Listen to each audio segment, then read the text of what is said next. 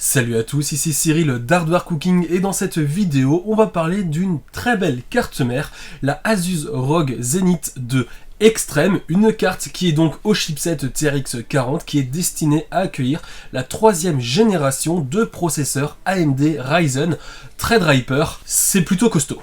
Une carte mère qui est donc très haut de gamme puisqu'elle fait partie des cartes les plus chères. Mais avant d'aller plus loin dans la présentation et le test de cette carte mère, notez bien que depuis sa sortie, une nouvelle version est sortie, la Asus ROG Zenith 2 Extreme Alpha. Il n'y a qu'une seule différence entre ces deux cartes mères et sur la Alpha on retrouve des VRM un peu plus costaud afin de mieux supporter l'imposant Threadripper 3990X qui est doté de 64 cœurs et 128 threads, mais qui est vendu à un prix de plus de 4700 € chez les e-commerçants français. Clairement, c'est pas pour tout le monde. Les cartes mères au chipset TRX 40 ne sont pas très nombreuses chez Asus, puisqu'on retrouve notamment la TRX 40 Gaming, alors que la mention gaming n'a pas beaucoup d'intérêt sur ce type de carte mère, clairement. Mais nous avons aussi la TRX 40 Pro et puis bien évidemment la Extreme et la Extreme Alpha qui est sortie plus récemment, comme je viens de vous le dire. Puisqu'on est sur un type de carte mère particulièrement haut de gamme, on est quand même sur le socket STRX 4 pour les Threadripper 3ème génération, une génération de processeurs qui débute avec un CPU à 24 cœurs et 48 threads, le Threadripper 3960X que nous avons testé juste là.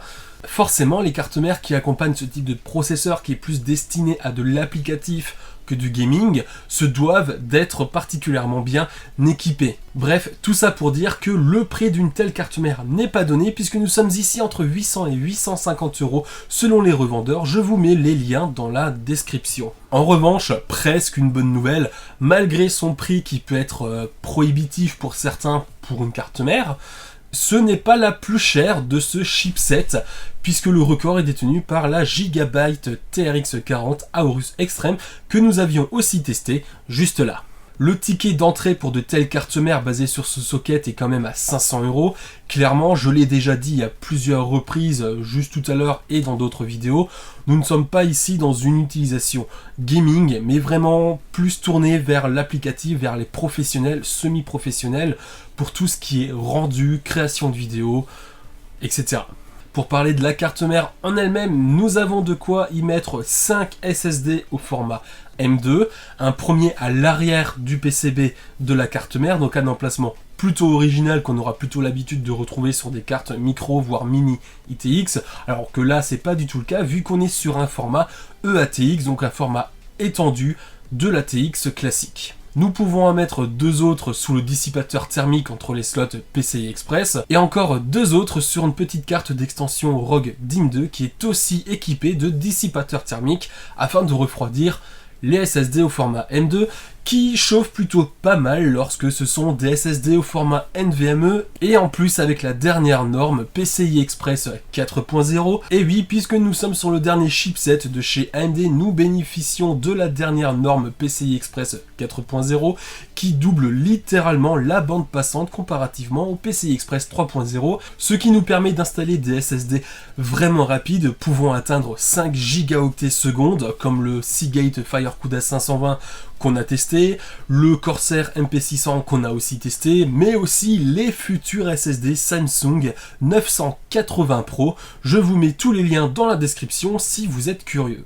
Pour continuer, nous avons un double header pour port USB 3.2 Gen 2 en front panel du boîtier. Quant à la connectivité réseau, nous avons du Wi-Fi 6 802.11 AX permettant des débits allant jusqu'à 2,4 gigabits par seconde contre 1,74 gigabits par seconde pour la génération précédente. Quant au port Ethernet, nous avons un premier port en 1 giga classique et un second port en 10 gigas qui sera beaucoup plus intéressant à nouveau pour les professionnels, mais là aussi pour les particuliers qui bénéficient éventuellement du reste d'un équipement réseau qui pourrait en profiter, mais là il faut un switch 10 gigabits et aussi un NAS éventuellement 10 gigabits.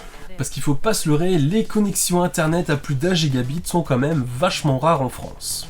Quant à la mémoire qu'on peut installer sur cette carte mère, vous n'allez pas être déçus puisqu'on peut y installer jusqu'à 256 Go de RAM à une fréquence allant jusqu'à 4733 MHz, ceci en quad channel sur 8 barrettes. Et vous l'avez peut-être déjà remarqué en regardant la carte, mais vous pourrez y installer jusqu'à 3 cartes Nvidia en SLI ou 3 cartes AMD en Crossfire X.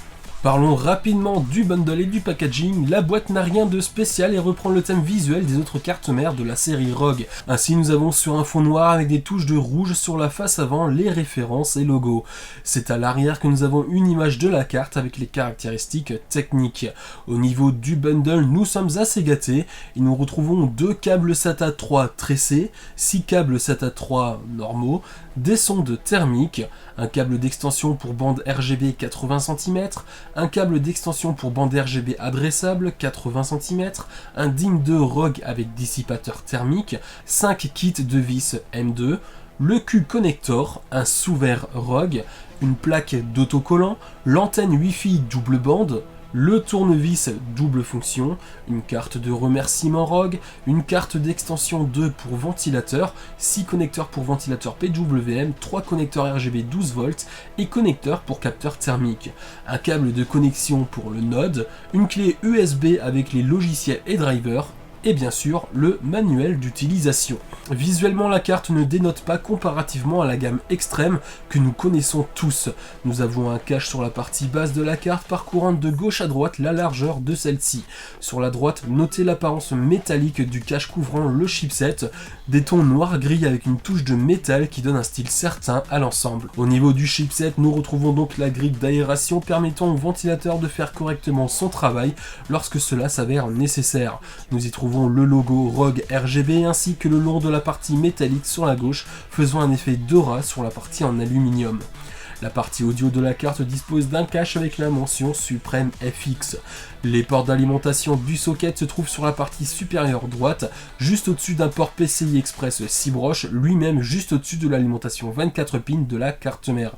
Notez la présence très pratique d'un bouton physique permettant de démarrer la machine. Une backplate se trouve sur l'arrière de la carte, servant à rigidifier celle-ci pour éviter une torsion accidentelle, mais aussi à participer au refroidissement des étages d'alimentation en ajoutant une masse en acier galvanisé et laminé à froid.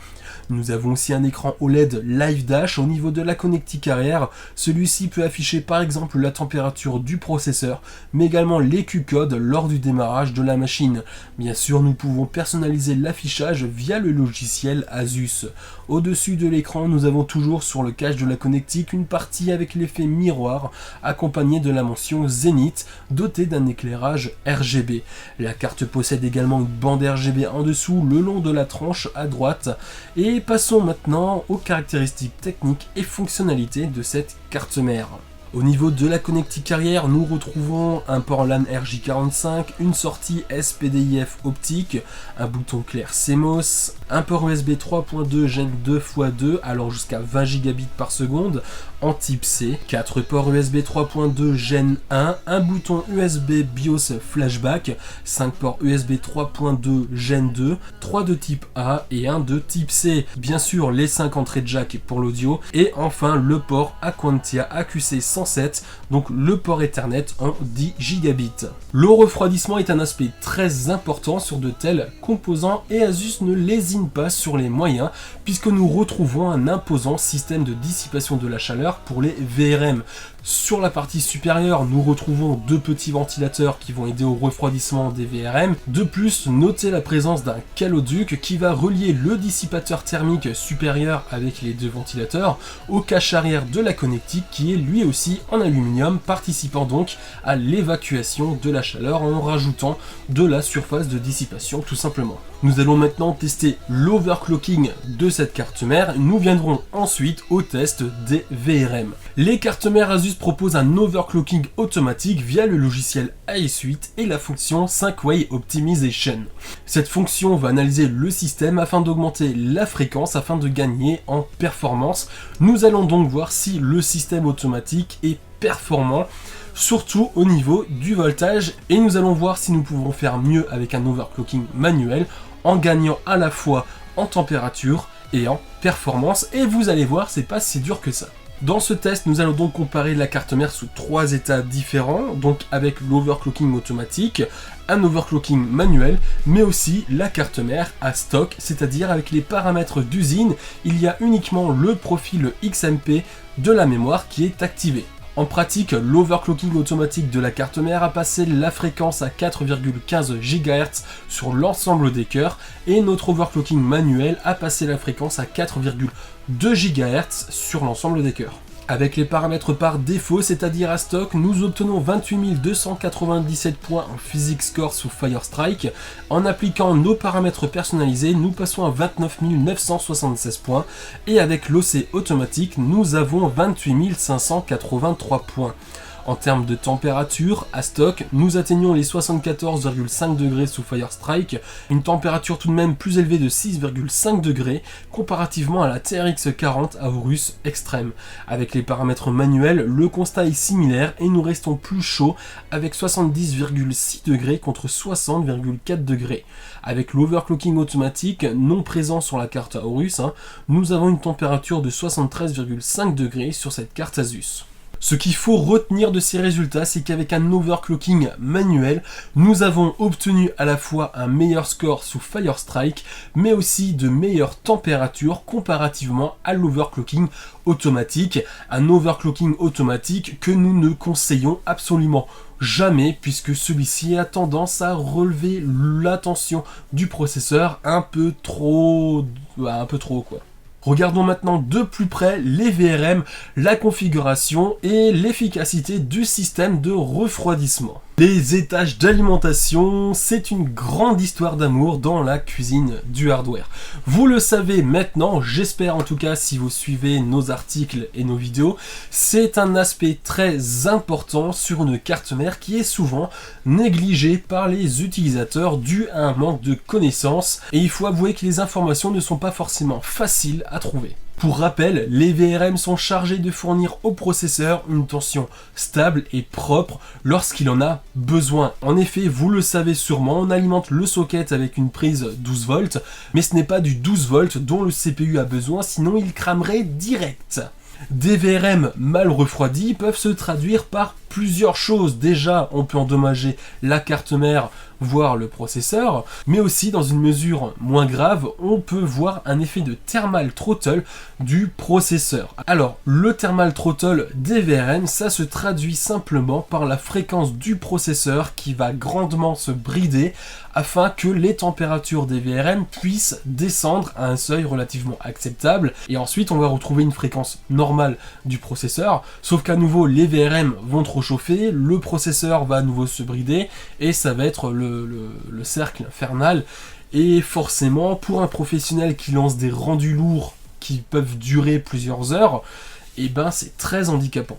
C'est pour cette raison qu'avoir des VRM bien refroidis est primordial, déjà pour ne pas endommager son matériel, mais aussi pour ne pas perdre du temps inutilement. Pour tester le système de refroidissement des VRM, déjà on unifie les paramètres dans le BIOS, donc on va prendre notre overclocking manuel, donc c'est un profil spécial qui va modifier plein de paramètres dans le BIOS afin que nos résultats soient comparables avec d'autres cartes mères. En effet, il faut prendre en compte un aspect particulièrement important, c'est la tension du processeur. En effet, ce n'est pas parce qu'on met du 1,15 volts dans le BIOS qu'on aura réellement du 1,15 volts au multimètre. Oui, nous prenons la tension au multimètre pour être le plus précis possible. Selon les marques, selon les références, nous pouvons avoir plus ou moins de différences sur le voltage réel entre le paramètre manuellement appliqué dans le BIOS et ce que nous obtenons au multimètre. C'est pour cela que nous, on utilise le multimètre afin d'être sûr d'avoir les tensions les plus proches possibles entre plusieurs cartes mères de marques différentes. Si on ne procédait pas de cette manière, les résultats que nous obtenons ne seraient pas réellement comparables.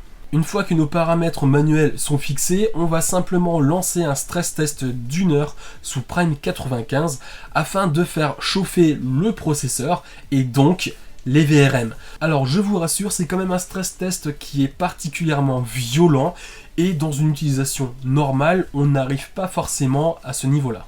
Afin de relever les températures des VRM, nous utilisons 3 méthodes différentes. Premièrement, nous utilisons le logiciel HW Info pour relever la température via la sonde intégrée au VRM.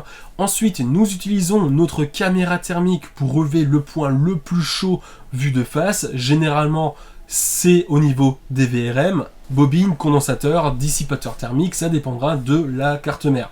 Mais nous regardons aussi à l'arrière de la carte mère, au niveau du PCB, le point le plus chaud, puisque la température du PCB est aussi très importante, et c'est pour ça qu'on précise toujours le nombre de couches du PCB, qui peut aller par exemple de 4 couches pour des cartes mères entrée et moyenne gamme, à 8 couches comme c'est le cas ici. Évidemment, plus il y a de couches sur le PCB, et mieux c'est. Enfin, nous prenons notre thermomètre laser et nous visons le point le plus chaud que nous avons vu avec la caméra thermique à la fois de face et à l'arrière afin de croiser les données et avoir des valeurs réellement représentatives de la température des VRM. Cette carte mère Asus ROG dispose de 16 phases d'alimentation TDA 21472 de 70 A et le contrôleur est un ASP 1405i avec une configuration en 8 phases.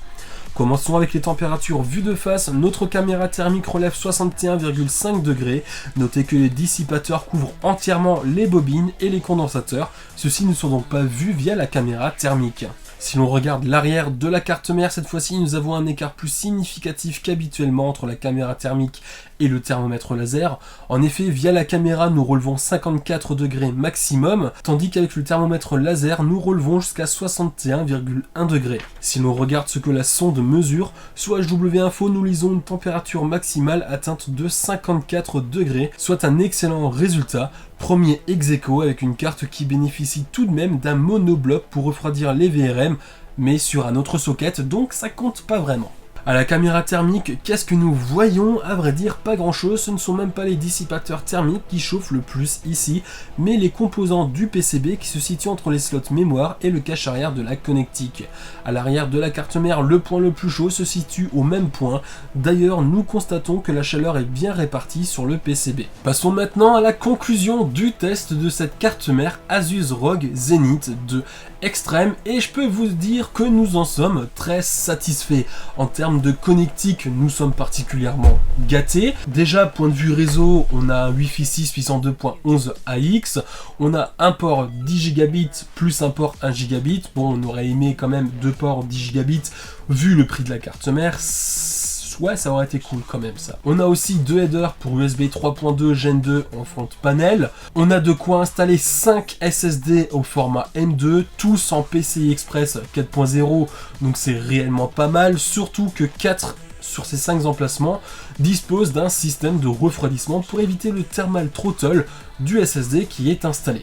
D'ailleurs, nous aimons beaucoup le petit module ROG DIMM 2 qui permet d'installer des SSD au format M2 sans avoir besoin de démonter la carte mère, ni même simplement l'armure dissipateur thermique qu'il y a entre les slots PCI Express. Nous pouvons y mettre jusqu'à 256 Go de RAM à 4733 MHz en quad channel sur 8 barrettes. Ça fait beaucoup, mais c'est presque la norme sur ce chipset, puisque je vous le rappelle encore une fois, nous sommes ici sur une carte mère qui est destinée à un usage applicatif, un usage professionnel, voire semi-professionnel, mais pas vraiment pour du gaming. Alors forcément, on peut jouer, c'est pas un problème, hein, on aura quand même de bonnes performances, mais ce sera terriblement cher le FPS, hein, ça clairement.